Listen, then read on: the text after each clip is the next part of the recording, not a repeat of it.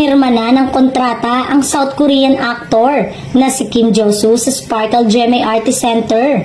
Sa isinagawang contract signing nitong Miyerkules, dumalo ang mga big boss ng naturang network. Present sa pirmahan sina GMA Network Senior Vice President for Programming, Talent Management, Worldwide at Support Group at CEO ng GMA Film ni si Attorney Annette Gozon Valdez.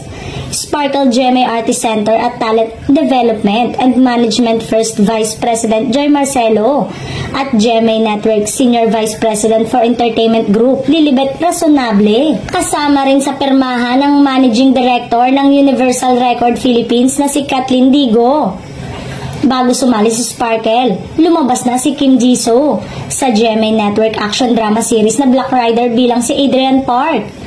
Napapanood din siya sa GMA Afternoon Prime series na Abot Kamay na Pangarap, kung saan ginagampanan niya ang papel na Dr. Kim Yang. Samantalang, may upcoming film din ng aktor na si Muji Gay, kasama si Rufa May Quinto, kapamilya actress Alexa Ilacad, Lito Pimentel at marami pang iba.